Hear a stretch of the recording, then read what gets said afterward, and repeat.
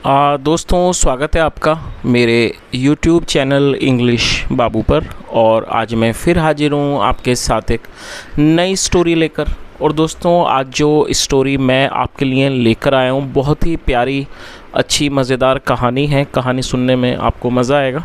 उसके अलावा दोस्तों, आज की इस स्टोरी में आपको कुछ नए इंग्लिश के वर्ड मीनिंग सीखने को मिलेंगे, उनकी करेक्ट प्रोनाउंसिएशन के बारे में पता चलेगा और हमेशा की तरह जो इसका ग्रामर का पार्ट है उसे बिल्कुल डिटेल में कवर करेंगे, तो एक एक स्ट्रक्चर को आप बड़ी आसानी से सीख पाएंगे। तो चलिए दोस्तों, आज की इस कहानी को हम शुरू करते हैं और सबसे पहले कहानी का टाइटल देखते हैं। कहानी का टाइटल है the well and the water. क्या मतलब हुआ दोस्तों? WELL, वेल का मतलब होता है कुआं, कुआं और पानी। तो दोस्तों, आज की इस कहानी का टाइटल है, शीर्षक है। और अब मैं इसे पढ़ना शुरू करता हूँ और आप लोगों से रिक्वेस्ट है कि आप कहानी को बिल्कुल ध्यान से सुनें। यदि आज की कहानी में आपको कोई भी नया शब्द या फिर नया स्ट्रक्चर मिले तो आप उसे नोट करें, और यदि कहानी पसंद आए तो लाइक भी ज़रूर करें। तो चलिए इसको शुरू करते हैं। It was the hottest summer in Fatehpur Sikri. क्या मतलब हुआ दोस्तों? ये जो वाक्य है ये एक सिंपल पास्ट का वाक्य है। सिंपल पास्ट का अर्थ होता है जब हम पास्ट में कोई ऐसा वाक्य बनाएं जहां वॉज या वर्ब का यूज़ किया जाता है हेल्पिंग वर्ब के रूप में, साथ में नाउन या फिर एडजेक्टिव को लेकर वाक्य बनाया जाता है। हॉट मतलब गर्म, और हॉटेस्ट जो है इसकी थर्ड सुपरलेटिव डिग्री है, जिसका मतलब होता है सबसे गर्म। It was the hottest summer in the Fatehpur Sikri. Fatehpur Sikri में ये सबसे गर्म गर्मियाँ थीं। There was a scarcity of water everywhere. दोस्तों, मैं चाहूँगा आप इस शब्द को जरूर नोट कर लें, SCARCITY। स्कारसिटी का मतलब होता है किसी चीज़ की भारी मात्रा में कमी होना, और ये भी सिंपल पास्ट का वाक्य है जहाँ पर वॉज का यूज़ हेल्पिंग वर्ब के रूप में किया गया है। दोस्तों, यहाँ जानने वाली बात यह है कि यदि सिंपल पास्ट और सिंपल प्रेजेंट के वाक्यों में देयर का यूज़ पहले किया जाता है तो वहाँ देयर का कोई मीनिंग नहीं निकाला जाता है। There was a scarcity of water everywhere. क्या अर्थ हुआ कि हर जगह पानी की कमी थी, हर जगह पानी की कमी थी। People began to collect water from various water reservoirs. दोस्तों, बिगिन मतलब शुरू करना, और ये सेकंड फॉर्म है, और ये पास्ट इंडेफिनिट का वाक्य है। पास्ट इंडेफिनिट में सेकंड फॉर्म का यूज़ किया जाता है।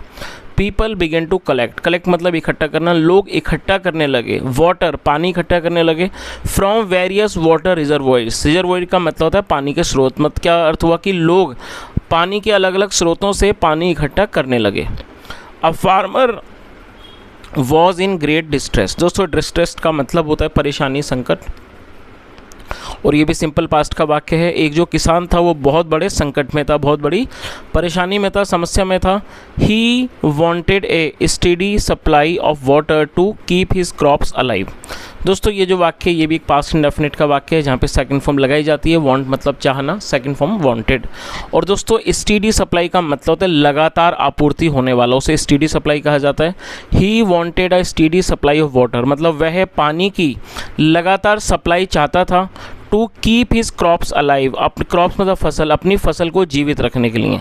तो दोस्तों, इस तरह से पूरी लाइन का क्या अर्थ निकला कि वह अपने फसल को जीवित रखने के लिए एक स्टेडी पानी की सप्लाई मतलब एक लगातार पानी की सप्लाई को, पानी की आपूर्ति वो चाहता था।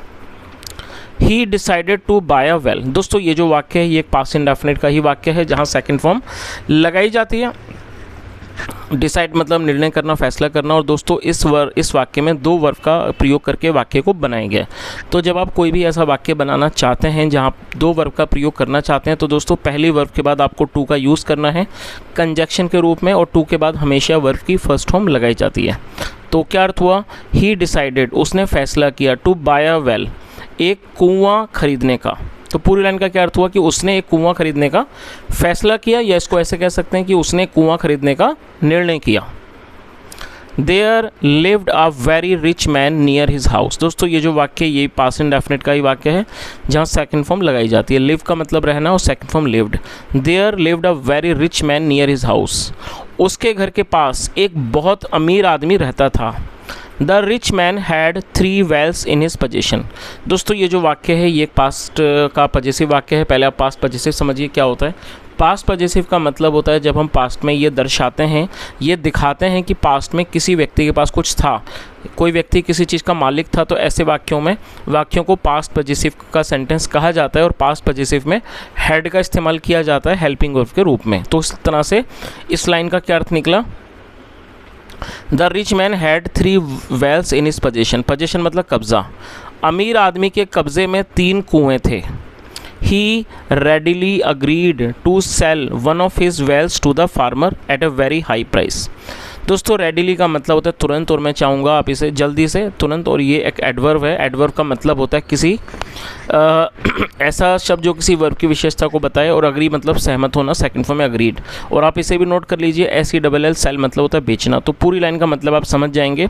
ही रेडिली अग्रीड, वह तुरंत सहमत हो गया, to sell one of his wells, अपने कुएँ को बेचने के लिए, टू द फार्मर, किसान को, at a very high price, बहुत ऊंची कीमत में, बहुत ऊंचे दाम में। तो इस तरह से पूरी लाइन का क्या मतलब निकला कि वह अपने एक कुएं को किसान को बहुत ऊंची कीमत पर बेचने को तुरंत तैयार हो गया। The farmer gave away his hard earn money to buy the well. ये भी पास्ट इंडेफिनिट का वाक्य है दोस्तों। यहाँ सेकंड फॉर्म लगाई गई है, गिव मतलब देना, second form gave. The farmer gave away his hard earn money. Hard earn money का मतलब होता है परिश्रम से कमाया हुआ धन। जो किसान था उसने अपना परिश्रम से कमाया हुआ धन, जो उसका धन था, जो उसके पैसे थे, वो उसने दे दिए टू बाय द वेल, कुएं को खरीदने के लिए। आगे देखिए,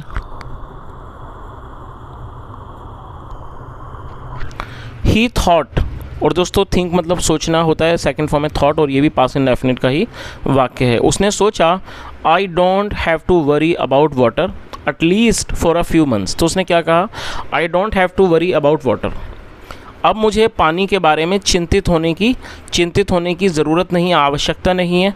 at least for a few months, कम से कम कुछ महीने तक। तो पूरी लाइन का क्या अर्थ निकला कि उसने सोचा कि अब मुझे कुछ महीनों तक पानी को लेकर चिंतित नहीं होना है, या पानी को लेकर चिंतित होने की कोई आवश्यकता नहीं है।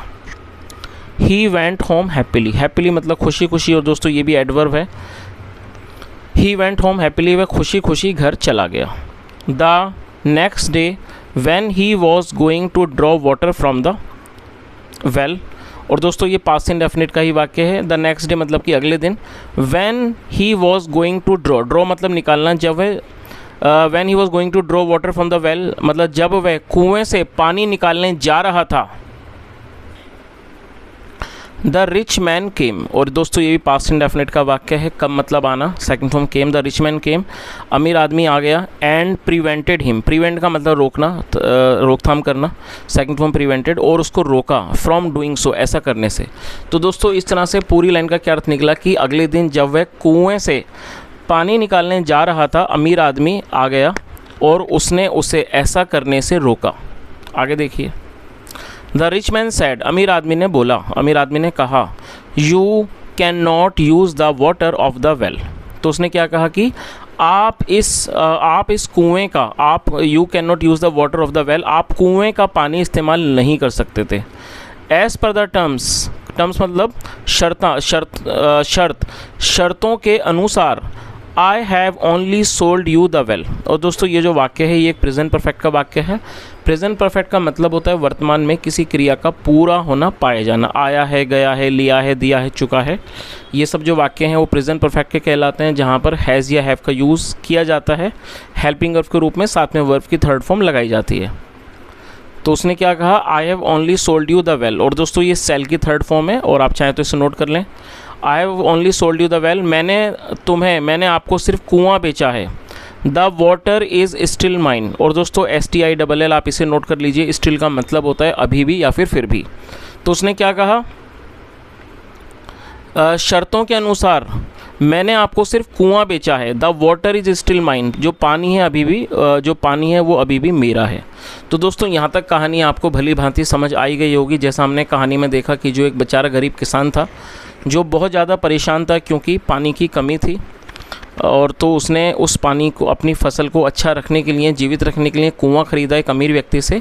और जब वो उस पानी को निकालने जा रहा था तो वो जो अमीर आदमी था वो वहाँ आया और उसने उसको ऐसा करने से रोका और उसने कहा कि आप इस कुएं के पानी का इस्तेमाल नहीं कर सकते, क्योंकि मैंने जो है आपको सिर्फ कुआं बेचा है, जबकि जो पानी है वो अभी भी मेरा है।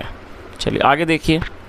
You did not buy the water, तुमने पानी नहीं खरीदा। और दोस्तों ये जो वाक्य है ये पास्ट इंडेफिनिट का नेगेटिव सेंटेंस है, जहाँ सब्जेक्ट के बाद डिड नॉट और सिर्फ फिर फर्स्ट फॉर्म लगाई जाती है। इस बात को आप याद रखें, जब आप नेगेटिव वाक्य बनाएंगे पास्ट इंडेफिनिट में तब आपको फर्स्ट फॉर्म का यूज़ करना होता है। तो उसने कहा, क्या कहा, you did not buy the water, तुमने पानी नहीं खरीदा। The farmer had already used up his hard earn money to buy the well, so he was feeling devastated and cheated. क्या अर्थ हुआ? और दोस्तों मैं चाहूँगा आप इस वर्ड को जरूर नोट कर लें। डिवास्टेटेड का मतलब होता है जब व्यक्ति पर कोई सदमा वगैरह हो, सदमा गिरस्त, बहुत ज़्यादा उसे कोई बड़ा संकट हो तो उसे डिवास्टेटेड कहा जाता है। तो इस तरह से पूरी लाइन का क्या अर्थ निकला? The farmer had already used up his hard earn money to buy the well. और दोस्तों यहाँ हैड के साथ थर्ड फॉर्म का यूज़ किया गया है। ये पास्ट परफेक्ट का वाक्य है।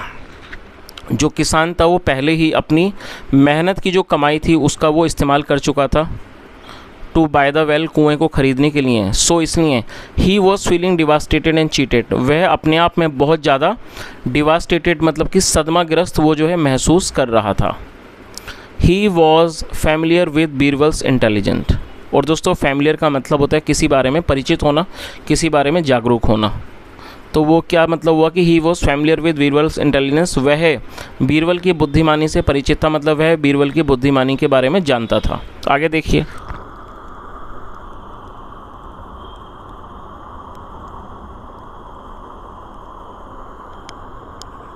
ही went to the court to seek justice, वह सीक मतलब मांगना, वह न्याय मांगने के लिए दरबार गया।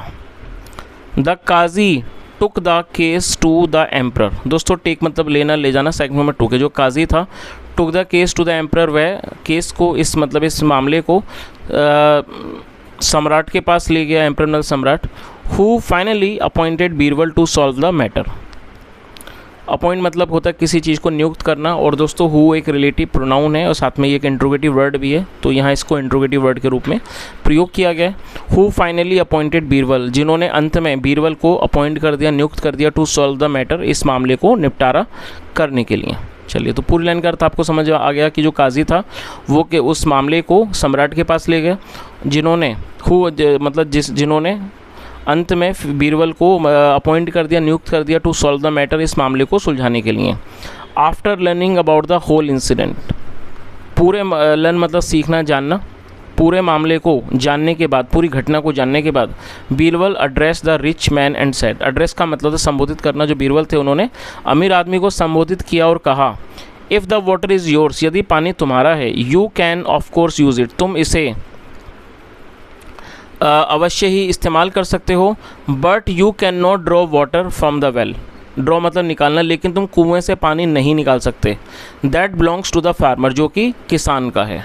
आगे देखिए। The rich man could not say anything to defend his argument, और जो रिच मैन था कुड नॉट से एनीथिंग, वो कुछ भी नहीं बोल पाया, टू डिफेंड हिज आर्गूमेंट मतलब अपने आर्गूमेंट को, जो उसकी बहस थी उसको डिफेंड करने के लिए, उसका बचाव करने के लिए वो कुछ भी नहीं बोल पाया। क्योंकि जो बीरबल थे उन्होंने उसको कहा कि तुम ठीक है भाई, कुआं पानी तुम्हारे, तुम उसे निकाल सकते हो, लेकिन तुम इसे नहीं निकाल सकते from the well that belongs to the farmer, मतलब उस कुएँ से जो इस किसान का है। फाइनली अंत में the farmer got the well, जो किसान था उसको कुआं मिल गया, as well as the water, और साथ में उसको पानी भी मिल गया। चलिए तो दोस्तों इस तरह से छोटी सी कहानी यहीं ख़त्म होती है, अच्छे से मॉरल के साथ। और कहानी का कोई मॉरल वैसे नहीं है, लेकिन कहानी में हमने देखा कि जो बीरबल थे उन्होंने अपनी बुद्धिमानी से गरीब किसान को न्याय दिलवाया। तो दोस्तों ये आज की छोटी सी कहानी थी। यदि आपको अच्छी लगी हो, मज़ा आया और आपको मेरा पढ़ाने का प्रयास भी अच्छा लगा हो, तो आपसे रिक्वेस्ट है आप वीडियो को लाइक करें, शेयर करें, चैनल को ज़रूर सब्सक्राइब करें। यदि कोई भी सुझाव हो तो कमेंट में ज़रूर बताएं। यहाँ तक सुनने के लिए thank you so much. Have a nice day and bye.